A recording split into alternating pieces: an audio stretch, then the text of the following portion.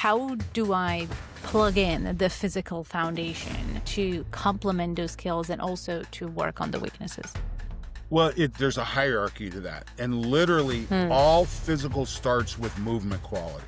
And I can't emphasize this enough. I can go into a weight room and develop strength. And if I shorten my range of motion, I can display greater strength. But if I shorten my range of motion too many times on too many things, I will limit my ability to move motion. That's why you see bodybuilders and power lifters, they waddle for the most part. They don't move elegantly like an athlete does.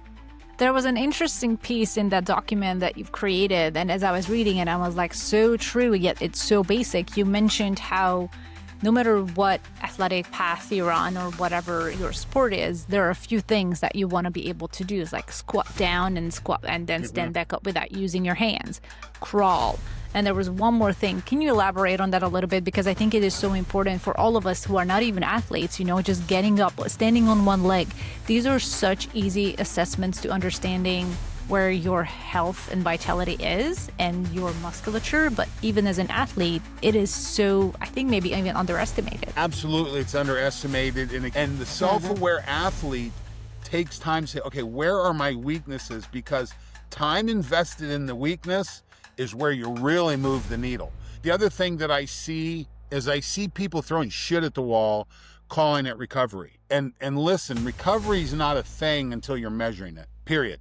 Welcome back to the 90% Healthy Podcast. I'm Klaudia, your co-host, and I've got Don here right on the other side of the line. Hi, Klaudia, and I'm going with another dramatic lighting experimentation here. So we've got red light. I'm at my buddy's house down in Central Ohio, and it's a 200-year-old home, and there are no windows that I can get good light from. I'm using the light.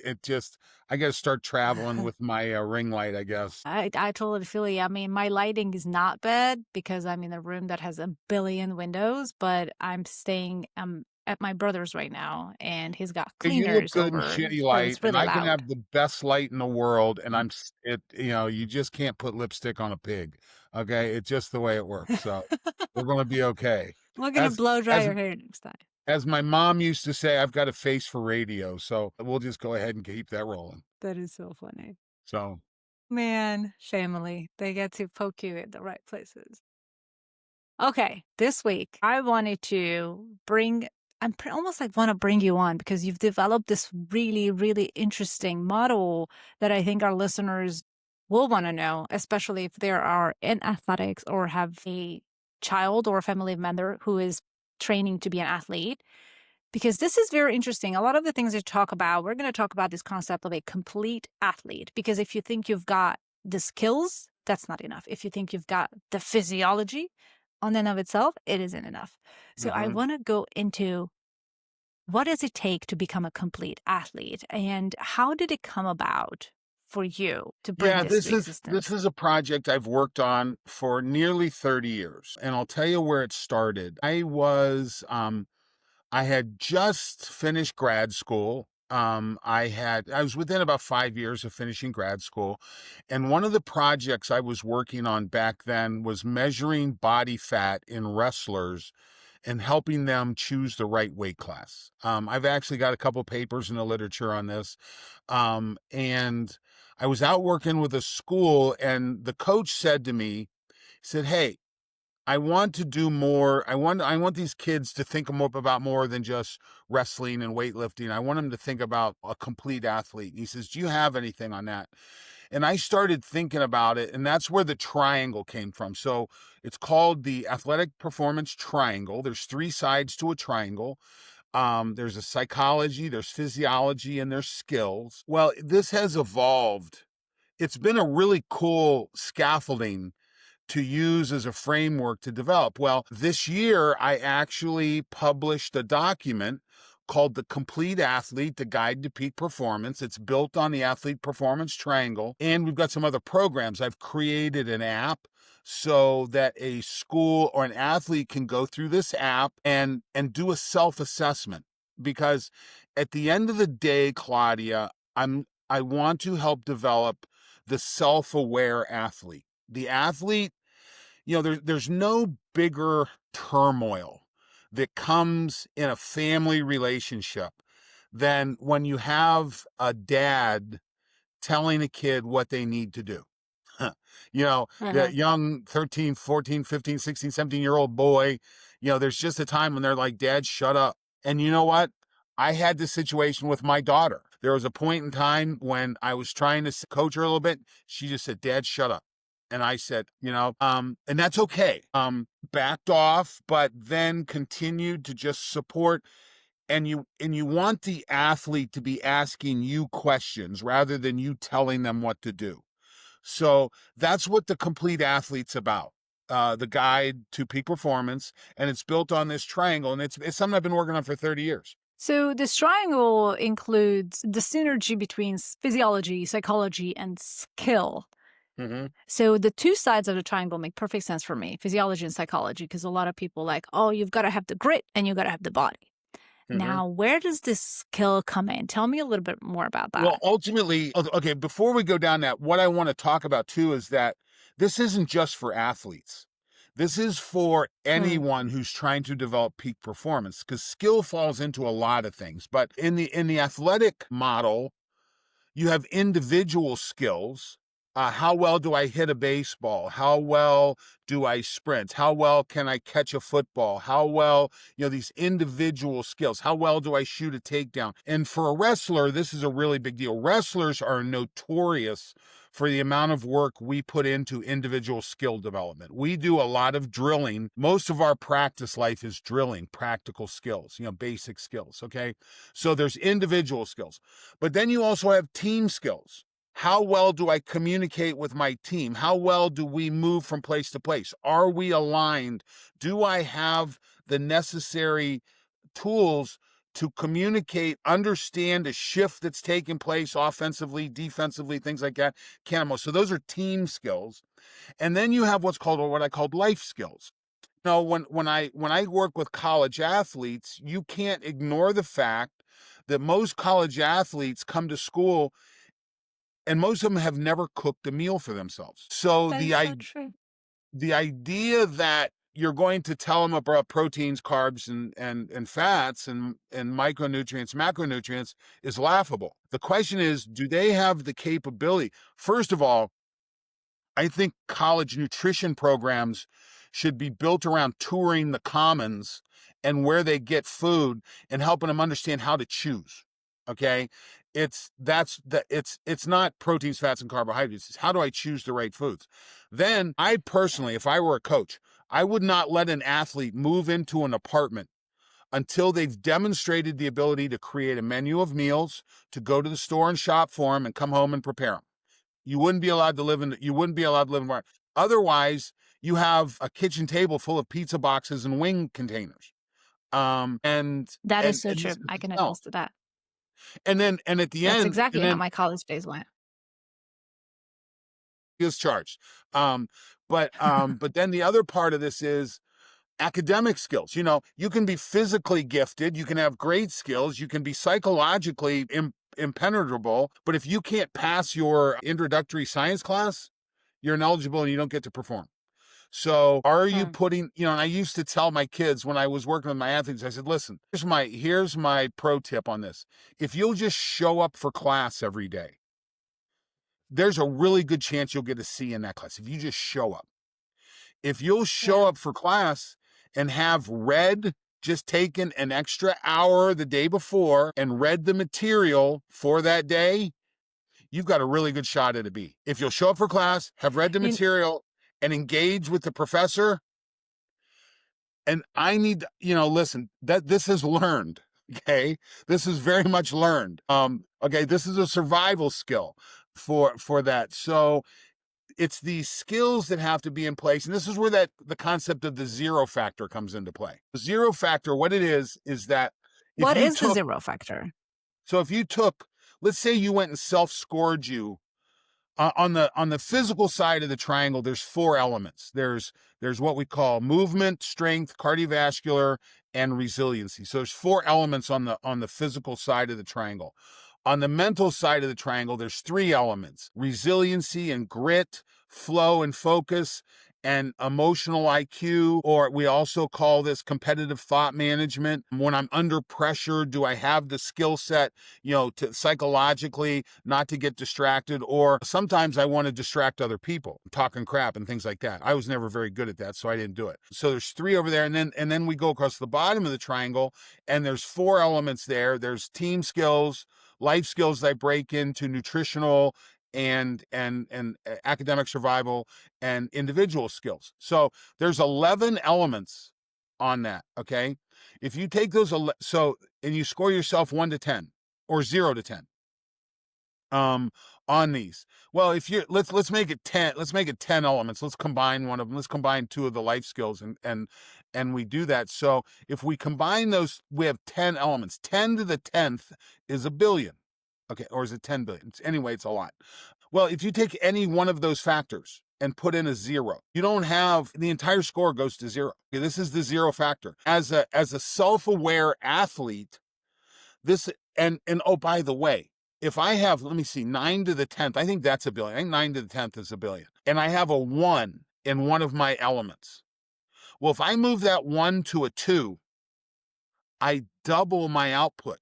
I double my availability. If I take it to a 10th, it's astronomic.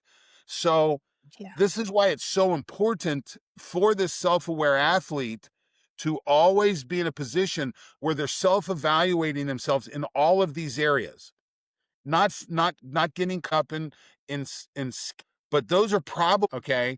And the Mhm. self-aware athlete takes time to say, okay, where are my weaknesses? Because time invested in the weakness is where you really move the needle.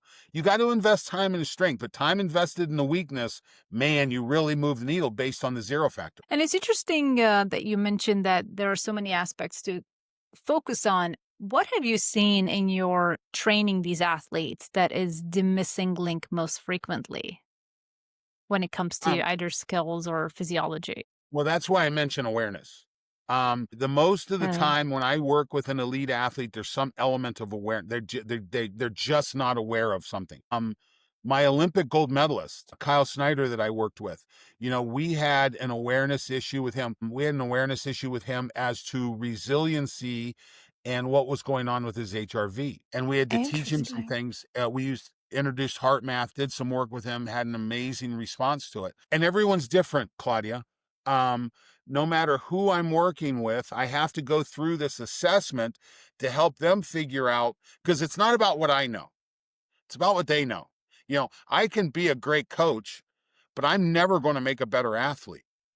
All I can do is influence the athlete to make better decisions to become better. So my job or my challenge is, can I help develop a tool for developing self-awareness so they can then say, again, because everyone loves to train their strengths. I've seen it for years and Yeah, years of and years. course. Okay. And those weaknesses are hard sometimes. But again, if the goal is to win, then your challenge is, you got to go find those 0 factors. And it's interesting. I mean, it comes into play, as you mentioned, it's not only for athletes, but for all of us in our everyday lives. Self awareness comes in very handy, whether Yeah. it is about what you're going to eat, what you're going to do that day, how you're responding to your partner or your friend. Self awareness is a skill that every single human being needs to develop. And It's not I don't necessarily think you come to a like, I am now self-aware unless you're like no, a super, super, super, super advanced. But I think it's a work in progress for most of us. it's a journey, no doubt about it. It's a And journey. it is. Once we come down to the physical foundations of this triangle, once we know, okay, these are my skills, how do I plug in the physical foundation to complement those skills and also to work on the weaknesses? Well, there's a hierarchy to that. And literally Mm. all physical starts with movement quality. And I can't emphasize this enough. So many people, I can go into a weight room and develop strength. And if I shorten my range of motion, I can display greater strength. But if I shorten my range of motion Yes. too many times on too many things, I will limit my ability to move motion. That's why you see bodybuilders and power lifters, they waddle for the most part. They don't move elegantly like an athlete does.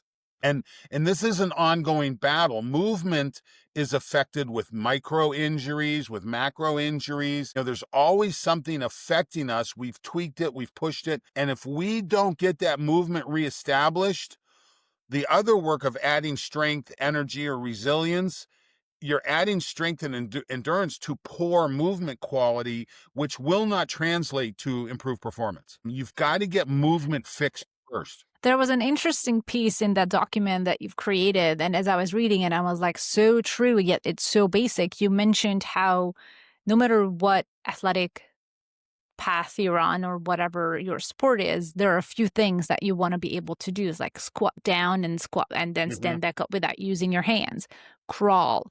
And there was one more thing. Can you elaborate on that a little bit? Because I think it is so important for all of us who are not even athletes, just getting up, standing on one leg. These are such easy assessments to understanding where your health and vitality is and your musculature. But even as an athlete, it is so, I think, maybe even underestimated. Absolutely, it's underestimated. And again, when we start talking about awareness, I don't think most people, most parents of athletes are aware of, unless you listen. I've been an exercise physiologist and an athlete for the last 50 years of my life. And this is something I study on a regular basis intensely. My daughter grew up in the middle of this. That's why she does this now. Most people, if your dad was a banker or if your dad was a business owner, you probably have a lot better business acumen than what you get with me. But when you look at this physical stature, that's why I wrote the book, is for the banker or someone who just doesn't understand this complex part of movement. And what we're looking for in movement is, essentially, does the top work with the bottom? Does the left work with the right? And does the front work with the back? Okay. If we have those three things and nothing hurt, okay, you want to be able to move and not hurt. Okay. And there's lots of tools you can use for this. There's a really good tool. I'll tell you, one of the real authors in this, one of the real leaders, a guy by the name of Gray Cook, and he developed a thing called the functional movement screen. And literally a functional movement screen is this real quick little 7 movement screen that tells you a lot. And if you can go, if and I believe they've created a self-assessment in this as well. But if you can get with a professional that knows how to do this, frankly, I don't start working with an individual or a program directly without some kind of a movement screen. First step. I don't want to know anything What are else those until 7 assessments? there's like a deep squat, stepping over a level. How do my shoulders work? It's top to bottom. It's a movement screen. Um, and listen, we could do an entire podcast just on that. So my dog is sitting I here. know. He Yeah. wants some attention. When we move into this screen now with technology, the cool thing now, Claudia, is that there's really cool little apps on your phone. If you don't have access, first of all, you can go to functional movement screen, fms.com or functionalmovement.com, and you can find a professional to do an FMS screen. If you can't do that, or if that's not possible, look at some of these new apps on the phone. They're ridiculously good. And And that's you know that's what's where you start. interesting that I've seen these assessments being used in the longevity space, in the personal training space, in the space Hmm. where people are trying to reach not just peak performance in athletics, but peak performance in life, And especially longevity. when they're at the beginning stage of getting fit and wanting to extend health span. These are some of the similar assessments that places do in order to just assess where that individual is and what are some of the weaknesses and strength when it comes to their body. So it's really cool. Listen, we've spent a lot of time talking about the value of strength, the value of red tissue, of muscle mass and tissue, but I don't go into programming that until I've done a movement screen. Period. End of story. You start there. And anyone who says, "Oh, here's your program, start with squats and then do this," they have not considered this. They've not brought this into play. So anytime that you're moving into this, you start by assessing quality of movement. That's the foundation of the physical side of the triangle. And you mentioned something in that still under the physical side of the triangle where the goal isn't really to overtrain and constantly No, banish, like crush yourself, but it's to create opportunities for adaptation. right. How do we do that? Well, I'll tell you, I've been putting a lot of thought lately into this concept of what would strength and conditioning for sports look like if we never invented the barbell? And we are living in a time, we're seeing the advent of AI. We're seeing we're in a really life-changing time in our lives. Um, and when we start to take a look at that, we've got godlike technology and we're still using prehistoric training methods. All my friends, I have so many friends that go down to Tulum, Mexico, and there's this little facility, there's this thing on the beach where they've got barbells that are made out of trees and logs and so forth, and everybody likes to take a picture of that and put on their Instagram. And I'm looking at it saying, Fred Flintstone may be the most progressive person in strength training right now. And I keep going back to not just what is good, but what would be better, what could be best. And I think this is an interesting time right now. I absolutely reject the idea that the strongest athlete is the best athlete. A stronger athlete Why? is always advantageous. A stronger athlete. But the strongest athlete, Klaudia, rarely makes the field. They've got some type of physical gift that benefits them in the weight room, but it does not translate to the playing field. My younger brother and it was funny. My younger brother's 6'9", and I am Oh, wow. 6'1", a little over 6'1". And he and I wore the same size jacket for a long time, a 54 long. The difference was his sleeves came out to my fingertips.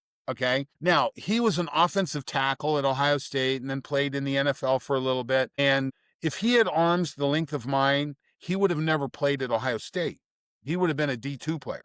Um, and so things that create an advantage athletically may be a disadvantage in the weight room. So I tend to reject measurements of strength as qualifiers. Okay.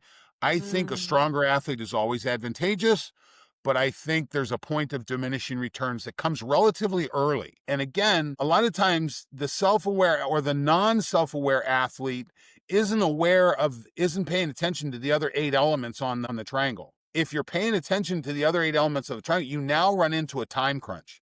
Where do I invest time to improve grit, to improve emotional intelligence? Where do I improve this? Well, if you're spending 3 hours in a weight room 5 days a week, you're really limiting your ability to invest in this comprehensive ability to develop. And when it comes to knowing how not to overtrain, how not to overpush one piece of this puzzle in terms Mm-hmm. of the physical training, I know you mentioned and we often talk about heart rate zones and HRV and recovery Mm-hmm. metrics.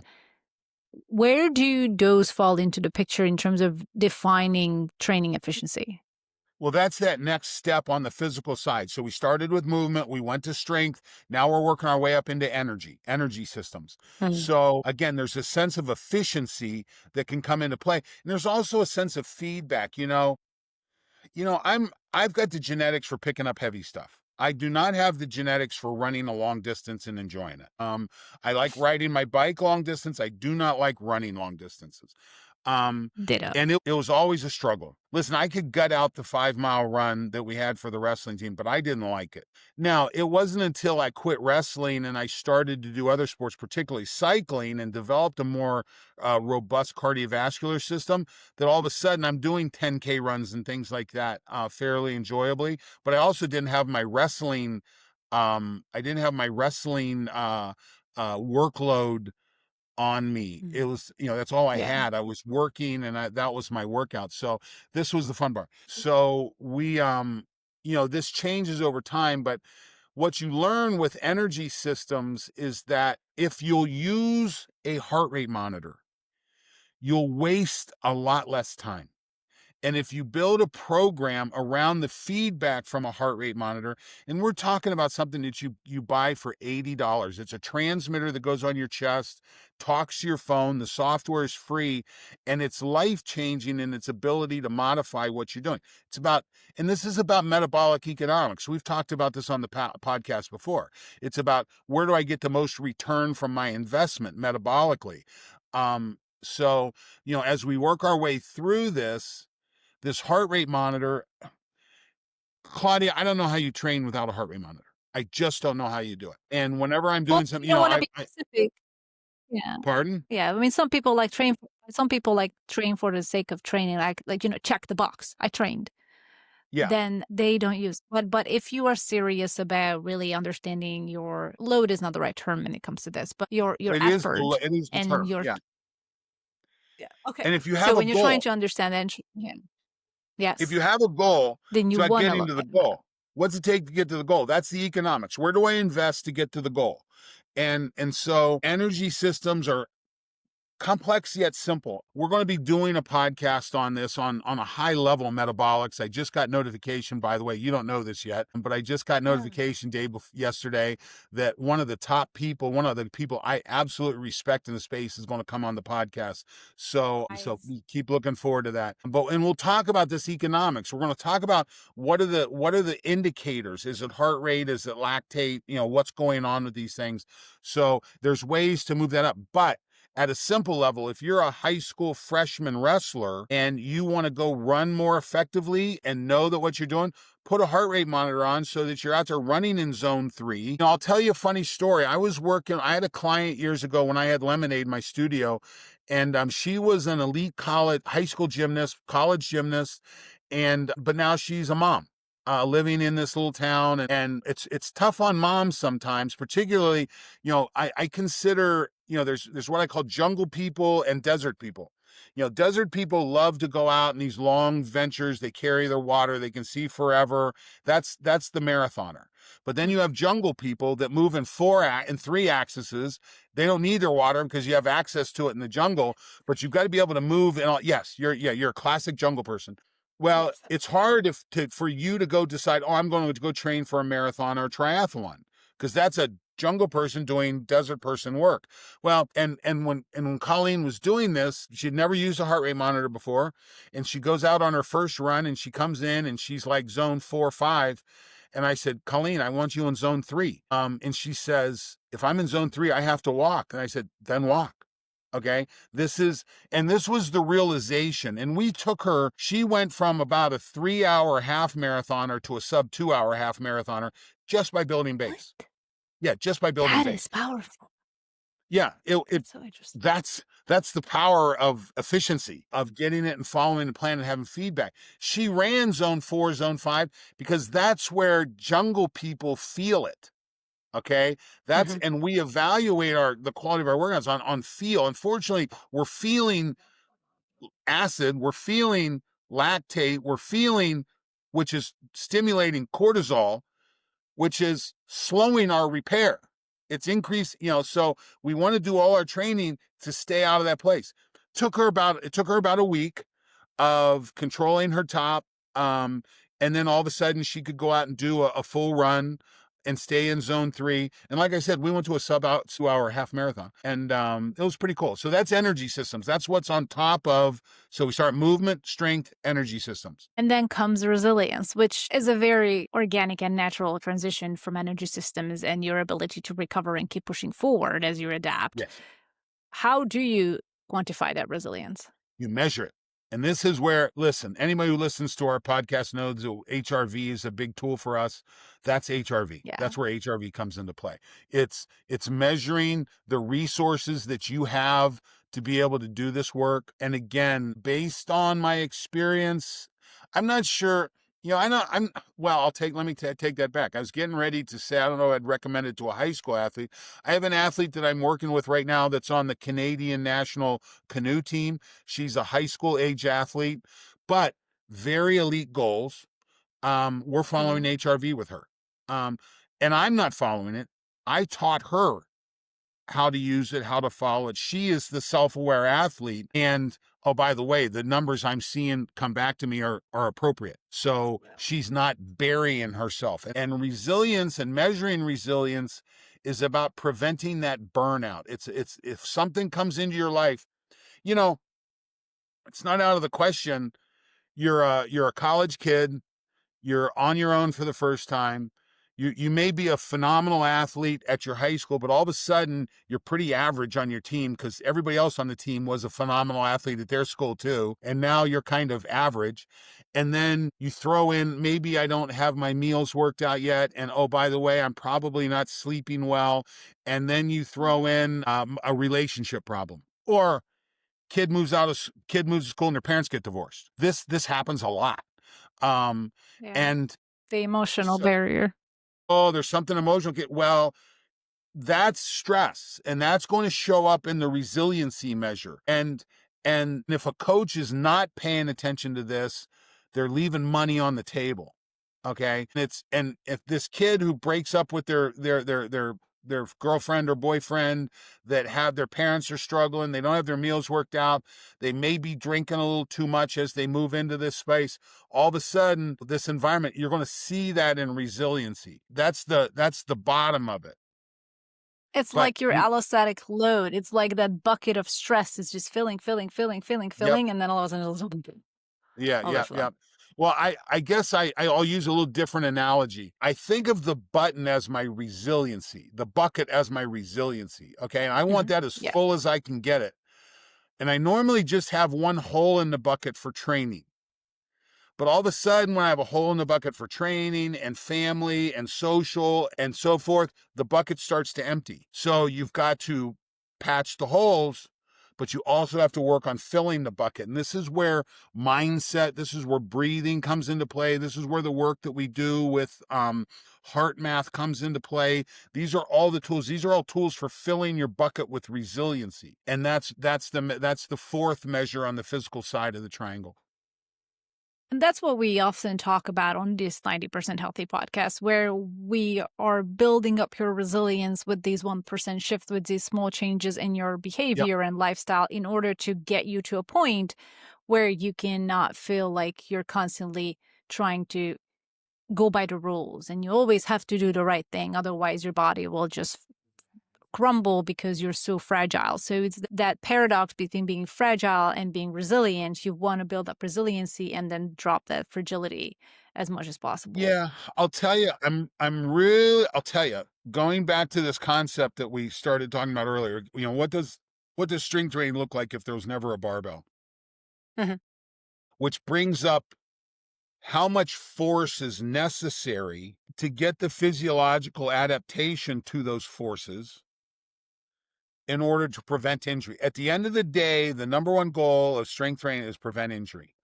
Rarely does this kind of training yield to massive changes in like speed and power and things like that. It's certainly a lot of that is very genetically controlled, but your ability to express power without being injured is the goal. So you always want to make sure the mechanism can do the work.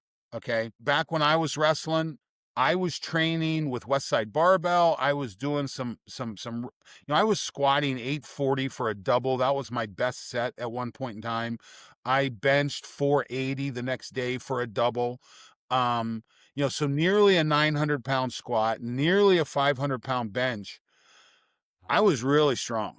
But the question is, would I have been okay stopping at 405 and spending more time working on cardiovascular, working on energy systems, working on emotional intelligence? Certainly, I was investing a lot of time in the emotional intelligence space. This was really important to me. The psychological side of the triangle Yeah. was critical at the end of my career. Lord knows I could have done better. Listen, academically, I did okay. I got through. I got the paper. It hangs on the wall. I've done the work, but I don't share my transcripts often. You don't even have those? I don't even have those anymore. I still have my transcripts. It's important to remind yourself of the other times of your life. Other true, true. Okay, you hinted at psychology, which encompasses the third side of the triangle. So I want to dive into that a little bit. We already hinted at it a tad in terms of how emotional challenges could impact performance and could impact those Right. energy systems. But psychology deserves its own side of the triangle to really bridge that mind body connection and excel at a whole new level. What are some of the steps for that Well, side? if you think about that triangle and you think about the right hand side of the triangle being physical, and you start at the bottom, movement, strength, energy systems, resiliency. So resiliency is at the top. As soon as you go around the triangle, I like to think of what I call grit and presence. Okay. This is based on two excellent authors, Amy Cootie, who she's the author of the Superman pose. If you go to and see the TED talk on the Superman pose, this is Dr. Amy Cootie. So when you change your physical stature, it changes you hormonally. Okay, this is a big deal. So this is a big part of this. And then you look at grit, Angela Duckworth's work with grit. Uh, those two things go hand in, and we can throw mindset in there as well. Those are three key elements. And I just got a call from a father of a freshman wrestler that I've been working with. And he was talking about his other kid. And he said, this kid does a great job at practice. He's playing football. He goes up, he's making amazing plays. But he got in the car the other day and he was just obsessing with this one play he didn't make. It was a failure. And I go back to, so grit and presence are techniques that you can use to build your performance. And I recommend them highly. And if we drop down that triangle, we come to what I call focus and flow. Focus and flow. Flow is that psychology of the optimum experience. It's that thing that we all love. Focus is a big part of that. You can't get into flow if you have a fixed mindset. Okay. So this kid Mm, had a fixed mindset, and his value, he based his value on perfection. And as his dad and I worked on this, I said, I'll tell you a story. So when Jacqueline was playing hockey, and when she first started playing hockey, we celebrated the fact that she'd gone out and skated the whole practice and never fallen down. But that gets better, gets a little bit better. But then we started saying, hey, Jacqueline, you skated this whole practice and you never fell. Maybe it's time to start to push yourself a little bit. Let's get out there on the edge. Let's mm. lose an edge every once in a while. So the goals change depending on your level. Okay. And this is what's so important. And again, it's tough to get into flow unless we're in that 4% level above our skill set and we're pushing ourselves into it all the time. And at the end of the day, Klaudia, there's this ridiculous stat. I can't remember it right off the top of my head. I believe it's something like 80% of kids quit sport by the time they're 13. Yeah, Why I've is seen that? that. And I think we talked about this on the episode when we talked about how to raise a young athlete. Remember? Yeah. I think it was in And there. they're not having fun. They're not enjoying it. And it's not, and I don't think fun is the right word. I think enjoyment is the right word. I can go, some of my favorite practices or athletics or things I've done have just wiped me out. It wasn't fun. Huh. Okay. It was a struggle. It was a grind. Okay. I wasn't sure if I could do it, pushed myself, got through it, was in flow, focused in, really did those kinds of things. And I got better. And so this whole mindset, fixed mindset, growth mindset. I'll tell you this, my daughter never came home from school, never finished up a practice without us saying, man, I am so proud of how hard you were working at this. I never told her she was great at what she did, never did that. Just, I am so proud of how hard you're working at this. And I probably tear up when I tell this Yeah. next part of the story. When she walked up, when she got invited to walk on the team at Ohio State, we're both bawling like I am now. And we're walking out of the coach's office and I said, well, I guess all that hard work paid off. And she looks at me and says, well, I guess all that hard work gives me the chance to do a lot more hard work. And I'm like, okay, I win. You That's did. dad of the year kind You of raised stuff. her well. Yes, you And raised her well. so it's that love, it's that passion, it's that love of preparing. It's not winning. Yeah. I don't believe in wins and losses. I believe in wins and lessons. And you have to keep learning. So you have to keep challenging yourself. So fuck the losses. Okay. Focus on learning and keep pushing yourself there. Listen, there's some times to be disappointed. Don't get me wrong. I'm not that callous. But there was a time Yes. she got in our van after a high school field hockey game and she was just mad as a rattlesnake. And she's going, and I'm like, okay, first of all, whenever we start these conversations, I said, before we address this point, tell me 3 things you did well today. Constantly Oh, shifting that back. that's What are nice. 3 things you did well? And I get she'd finally give it to him. I said, "Okay, let's talk about the other issue." I swear to God, she calls me one day when she's coaching up at Northwestern, and she says, "Dad, I got to tell you what happened today. One of my athletes was just griping at me and grinding, and I made her tell me 3 things she did well." Where she and I said, "Okay, that's good. That's a little DNA there, epigenetics." Um, That's a wonderful reframe, and I think you're bringing up an amazing point. You don't want, whether it's a young athlete or individual, to you don't want to penalize them for feeling what they're feeling. It's no, no, very valid. She was feeling very disappointed. She's got to feel the emotion. But there are these small little practices that help reframe you got to and then reframe it. just shift that emotion and help that emotion flush through a lot faster. Which is really Yeah, good. it's I'm gonna not use always that easy. strategy. You got to Yeah, be and all this good this tools. sort of comes down to help this comes down to helping them understand and practice not just regulating themselves physically when there's need, but regulating their emotions. And this can pay off Oh, big time in relationships, in leadership. It is a goldmine of skills when it comes to mastering these emotional absolutely, tools. absolutely. And So and good. they're tools that you use for the rest of your life. Okay. Hmm. We've talked on the podcast, I'm kind of in a relatively high stress part of my life right now. And these are tools I have to go Hmm. back and use myself.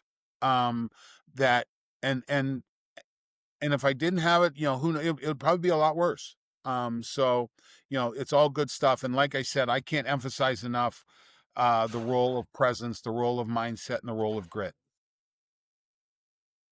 Big time. So good. I know we're coming on at the end in like 5-10 minutes, but I wanted to talk a little bit about some of the recovery aspect that you mentioned in the document in terms of how it is such a massive pillar to support all of those edges Hmm. of the triangle. Because if Hmm. you don't have recovery, you don't have the energy to push psychologically, to push physically, and to develop the skills. So, how do you approach recovery? Well, listen, if recovery is not a necessary part of your program, you have a huge upside on opportunity. You're not And of pushing course, yourself. I wanted, and a lot of the, sorry, I didn't mean to cut you off, but I just wanted to bring it up here as I'm thinking a lot of the athletic clubs, athlete, whatever teams are just the past few 10, maybe 15 years are starting to really incorporate recovery into their like gyms or whatever. I It's I would say it's still an early adopter. It's by no means made it into the early majority. It's still very early adopter. big. Which means there's opportunity for you. I don't I think the other thing that I see is I see people throwing shit at the wall, calling it recovery. Um and and listen, recovery is not a thing until you're measuring it.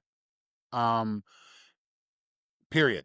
Okay, you've got to have a metric on it. This is economics. Oh, I'm saving money. How much are you saving? Oh, I don't know, but I've got a jar in the backyard that I have buried in the dirt. No, what's in your bank account? Are you saving money? Is there a metric on it? Um, is there a metric on your recovery? Um, and listen, if it's funny when you get this right, and I had this conversation with Tom Ryan, the head wrestling coach at Ohio State. We had a good robust recovery. Jackson, we had a good robust training and recovery tracking program. And I went to him one day and I said, Tom, we've got bandwidth. I said, if you need to push these guys a little bit more, you can. And he said, I don't need to. We're doing a lot of hard work. So once you plug the recovery processes in, all of a sudden there's no need. And I'll tell you, there's programs that he competes against. Now, he's struggled the last couple of years. He's had some injuries and things like that. But we've for the last couple of years, but there are programs that are notorious for being very hard nosed in the middle of the season. But by the time they get to the tournaments, Big Tens and Nationals, they're broken. That's a team that's all push and no recovery. They're not paying attention to recovery. They're not measuring it. They're losing the economic metabolic economic battle. So we see this on a daily basis, but it is by no means universal. There's in wrestling, there's been a bit. So Penn State is by far the premier wrestling program in the country right now. They've won 9 or 10 of the last 12 national titles. Cale Sanderson, their head coach, really has it dialed in. And they obviously have a Wow. very effective recovery program. And I know the people that he consults with, I know the people that feed his program, and they're sharp. They get it. In fact, we were trying to strategically hire them away at one point in time just to get an advantage on our side. Couldn't do it. But well, now that Yeah. program has split a little bit. One of the leaders of that program went and took the head coaching job at Oklahoma State. So now we've got this tradition of recovery and so forth, not just in one Big Ten program. Well, now it's they're Big 12, but now it's out at Oklahoma State, and so we're still very early on this. And if a coach is listening to this, huge opportunity here if you start to pay attention to it. Everyone's training hard now at an elite level. Everyone goes hard. Okay, you can't win by going hard anymore.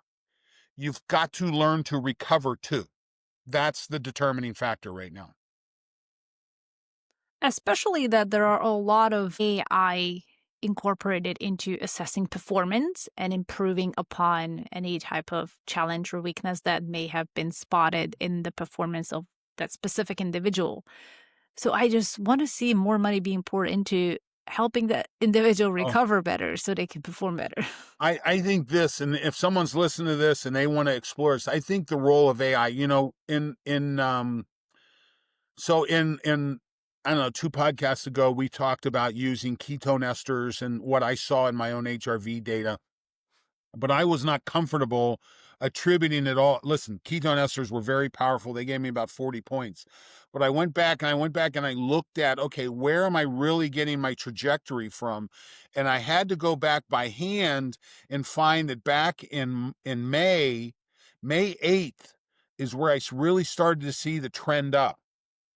May 7th, my vagal nerve stimulated was delivered Are you very consistent with the vagus nerve? Like, are you doing it like every night at every day. XYZ or every morning? Every You and I may have talked about this. I think we did. Is that when I started using it, I didn't notice a big change in my Yeah. number.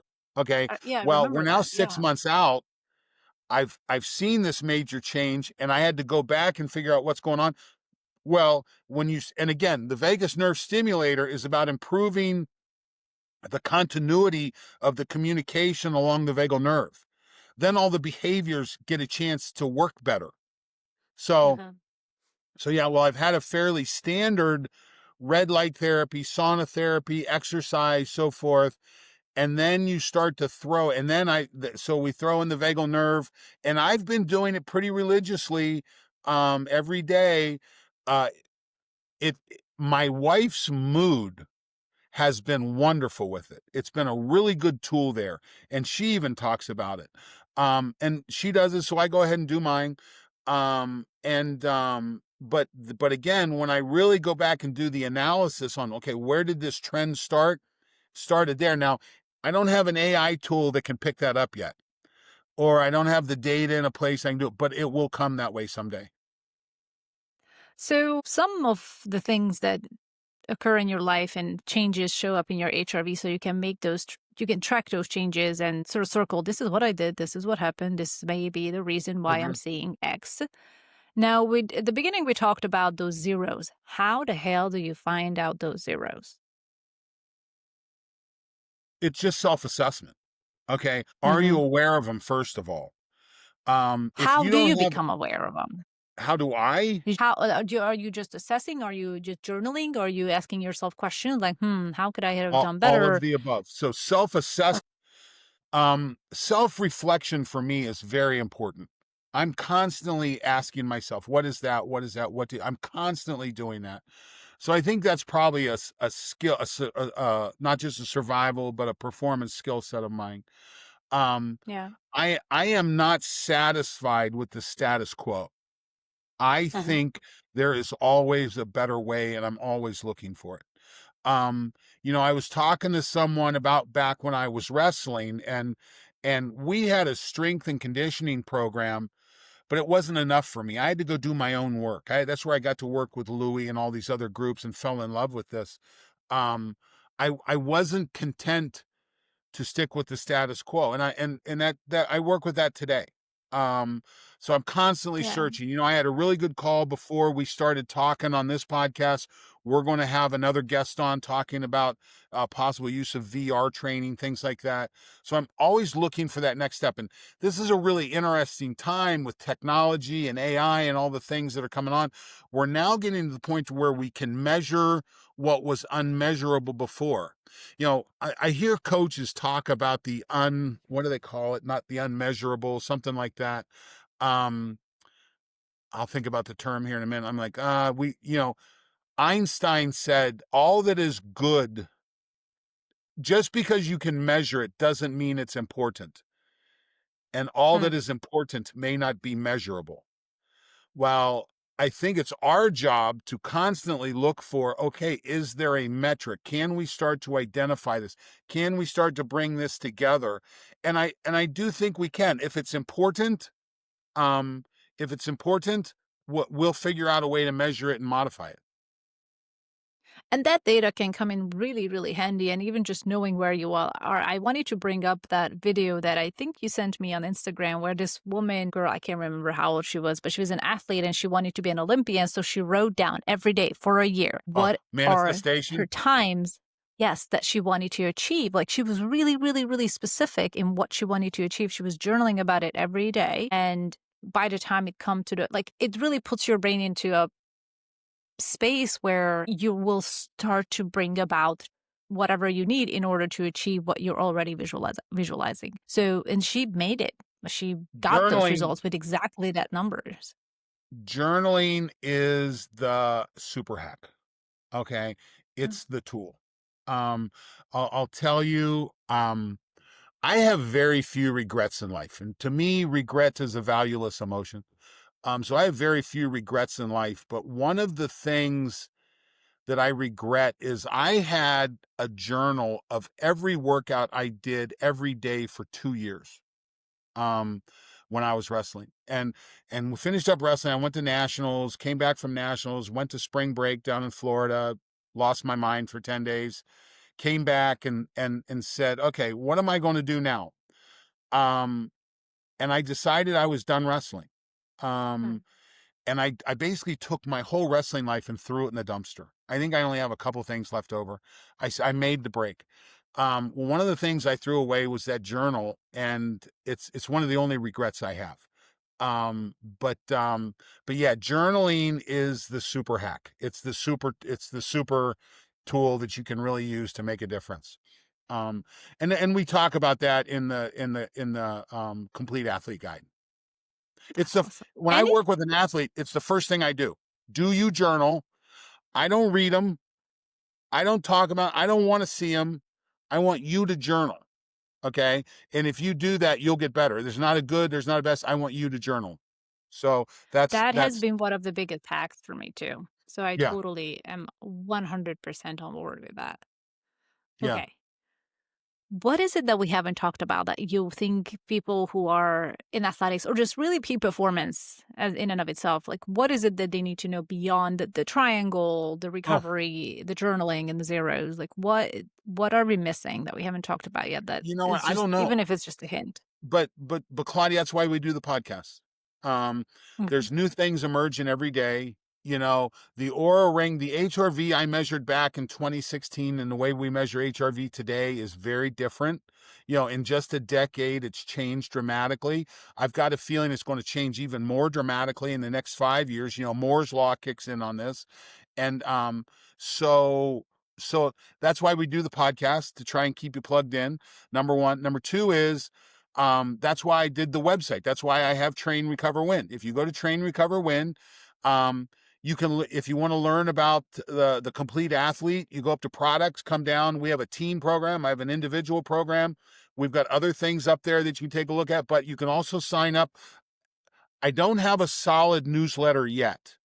Um, right now, the podcast is my newsletter. but I want to continue to build that out. I'm putting more time into it. So stay connected there because I will constantly be exploring the bleeding edge of this. And you and I had this conversation about 48 hours ago. There's a lot of shit out there. Mm, Um, a and lot. I am not going to talk about what I don't think is supportive scientifically. Um, but being the contrarian that I am, when the world is going left, I'm usually turning right. And this is the reason I ask questions. What would strength and conditioning be without a barbell?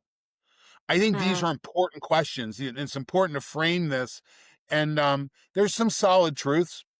We've established some solid truths. But it changes and moves every day. Very cool. I'm glad we dove into this because it is, and as much as it's titled as complete athlete, I think it totally, totally can translate into a complete human Yeah, in how you approach life long term and health long term, because all of those skills and all of those tools are just easy plug in to this part of our journey too. yeah. Very cool. And when you go to the So Complete glad. Athlete page, you'll see 3 offers. We have a free PDF you can sign up for. It's not the Complete Athlete Guide, but it's an overview of it. We're selling the Mm. Complete Athlete Guide. I think it's gonna be $39 for that. If you want it for 39 bucks, I'll send you an e-version. Or for $74, not only will we do send you the guide, but we'll also schedule a 1-hour meeting. And we're not just going to Oh, schedule there. one 1-hour meeting. We're going to schedule a 15-minute planning meeting. Okay, where are you at? What's going on? So we get things aligned so that when we do sit down in the 1-hour meeting, we can really work to move the needle. We've created an audio file called the Zero Factor that goes with this that you get if you either Mm. buy the book or schedule the thing. You get the audio file Zero Factor with it too to kind of start to help you get your head around this model. So it's kind of I think it's a pretty cool offering. Gives you a place to start if you're a coach or an athlete or a parent. And if you hear this and you're not that person, but you know someone, we would ask that you share it. And let's continue to move the needle on this thing. I love that. Yeah, I mean, I haven't read the whole thing because I just haven't gotten through it. It's so comprehensive, but it is so good. Like I so many appreciate aha that. moments. I'm like, yeah, yeah, yeah, yeah. Yeah. So I highly, highly recommend people reaching There's out, downloading it, and there's only getting there's it only on their 35 hands. years of experience there, so Barely. okay. It's pretty much my lifetime. Actually, it's a year less. I'm 36 today, so I'm about to go celebrate Happy my birthday. birthday. You got a big dinner planned? Yeah, just dinner with friends. Okay, not going out and Yeah. getting drunk till you can't see and have to take an Uber home? That was 15 years ago. Not Okay, anymore. that's okay. Okay. Claudia, you have All a right. great day. Thank you to the audience for listening. We appreciate it. Uh, please like, Yep. share, follow, Yep. and not Comment, just me, subscribe, but all of longevity it. journalists as well. And train, recover, win. Thanks. Happy See you birthday. next week. Thank you.